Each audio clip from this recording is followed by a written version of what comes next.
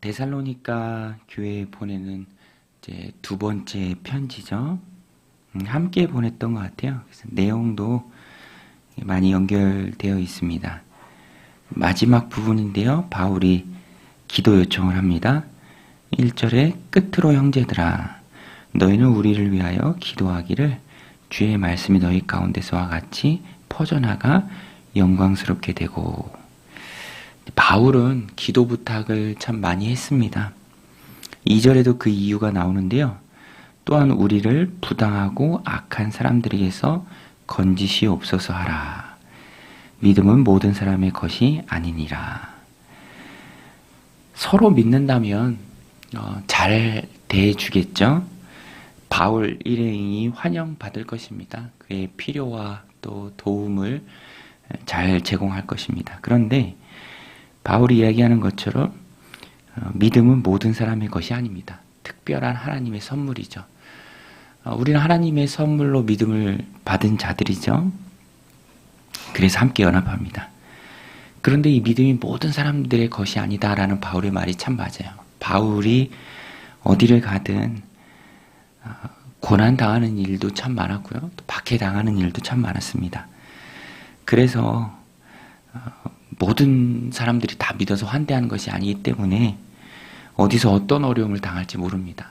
전하는 복음이 힘이 있도록. 그래서 데살로니가 교회 교인들에게도 이제 바울은 기도를 부탁하죠. 정말로 기도의 힘입니다. 세상 일들이 영적인 일들입니다. 이면에 보면은 사람들이 하는 것 같아도 참 영적인 일들임을 우리가 깨닫습니다. 그래서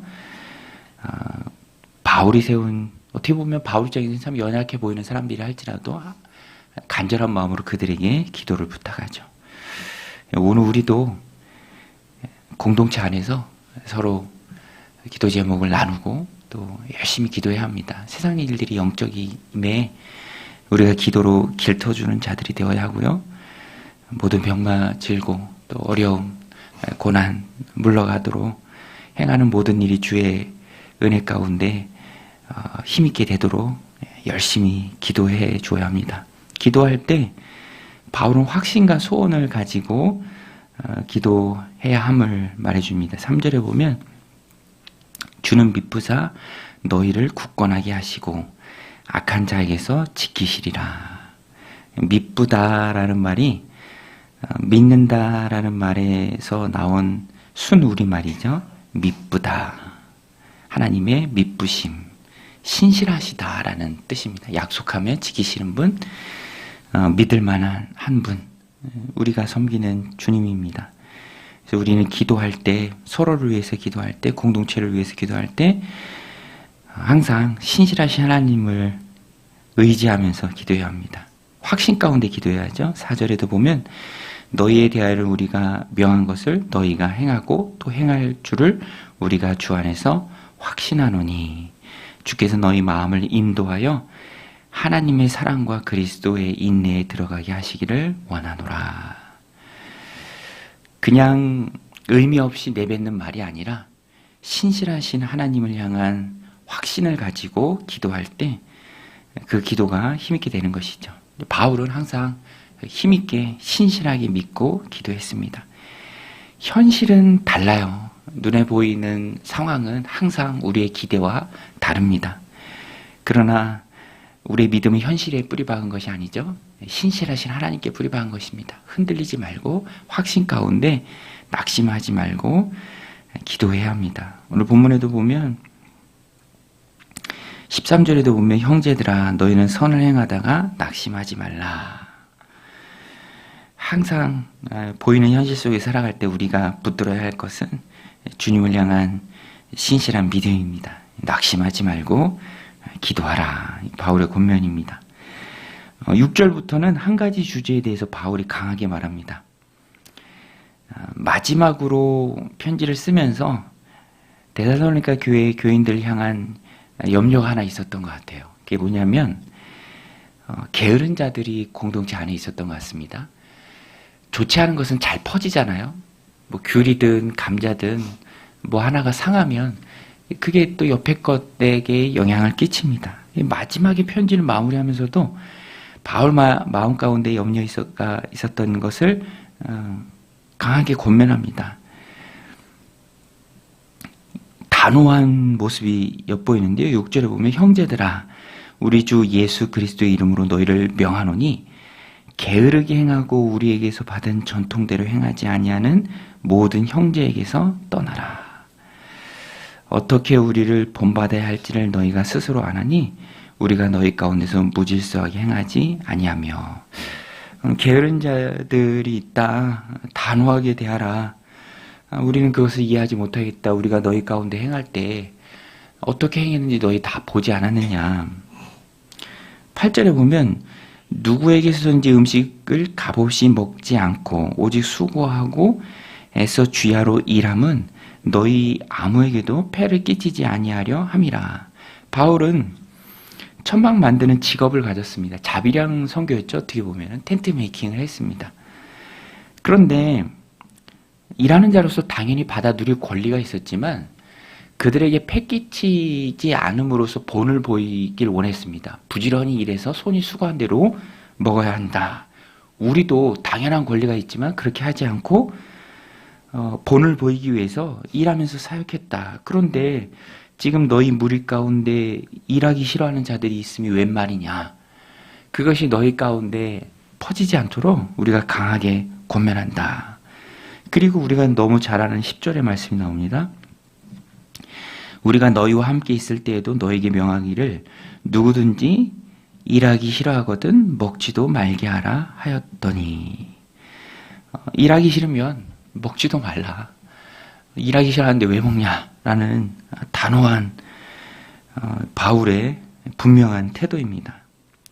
11절에 우리가 들은즉 너희 가운데 게으르게 행하여 도무지 일하지 아니하고 일을 만들기만 하는 자들이 있다니 이런 자들이 우리가 명하고 주 예수 그리스도 안에서 권하기를 조용히 일하여 자기 양식을 먹으라 하노라. 그 다음에 14절에도 단호하게 말합니다. 누가 이 편지에 한 우리 말을 순종하지 아니하거든 그 사람을 지목하여 사귀지 말고 그로 하여금 부끄럽게 하라. 그러나 원수가 같이 생각하지 말고 형제와 같이 권면하라. 바울은 공동체를 세워가는 게 목적입니다. 공동체는 질서가 있죠.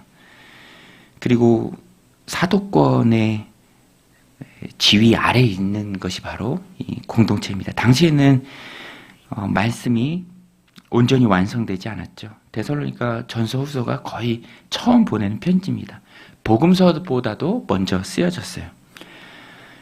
그래서 바울은 공동체를 해하려는 어떤 요소들 그것에 대해서 분명한 태도를 가지고 나아가라 이렇게 말합니다. 기도 부탁도 그런 거죠. 불신과 박해의 현실 속에서 우리를 위하여 기도하라. 또 공동체를 세우시는 분은 궁극적으로 하나님이시니 믿으신 하나님을 의지하고 나아가라. 그래서 우리가 공동체를 세우고 또 그리스도인으로서 말세를 살아갈 때 가장 중요한 것은 분명한 태도인데 그 뿌리는 육신의 소욕이 아니라 성령의 소욕입니다. 세상에서도 흔히 말하잖아요. 정신이 육체를 지배한다. 우리의 마음이 하나님 앞에서 바르게 세워지는 게 참 중요합니다. 육신의 소욕이 있어요. 게으르고 싶죠. 기도를 뒤로 미루고 싶습니다. 그냥 세상 흘러가는 대로 살고 싶은 마음들이 있어요. 그러나 이것은 다 육신의 소욕입니다. 우리 예수님 믿고 난 다음에도 우리 안에 여전히 육신의 소욕이 있습니다. 없어진 게 아니라 눌러진 것일 뿐이죠. 언제고 드러납니다. 그런데 그러지 않기 위해서 우리는 항상 성령의 소욕을 따라 행해야 합니다. 우리 안에 계신 성령님이 원하는 것들이 있어요. 기도하고 싶고 하나님과의 관계가 돈독해지고 싶고 믿음 가운데 굳게 서고 싶고 흔들리지 않고 싶고 성령이 주시는 귀한 마음들입니다. 그것을 염원하는 마음들이 우리 안에 있어요. 항상 이 두 마음들이 계속 싸웁니다. 그때 우리는 항상 바울의 이 말을 기억해야 합니다. 성령의 소욕을 따라 행하려는 마음. 그래서 바울이 마지막에 축복으로 끝내죠. 16절에 평강의 주께서 친히 때마다 일마다 너에게 평강을 주시고 주께서 너희 모든 사람과 함께 하시기를 원하노라. 18절에도 우리 주 예수 그리스도의 은혜가 너희 무리에게 있을지어다. 결국에 하나님이 힘주시고 또 평강 주시고 은혜 베풀어 주실 때에 우리가 게으르지 않고 늘 깨어 기도하고 또 믿음과 믿음의 공동체 또 가정을 힘있게 세워갈 수 있다라는 것입니다. 오늘도 이 말씀 마음에 새기고 육신의 소욕이 아니라 성령의 소욕을 따라 행하는 하나님 앞에 엎드려 기도하고 또 하나님 부어주시는 많은 은혜를 누리는 복된 오늘 하루의 삶이 되시기를 주님의 이름으로 간절히 축원드립니다. 우리 같이 말씀 붙들고 이렇게 기도하며 나아가겠습니다.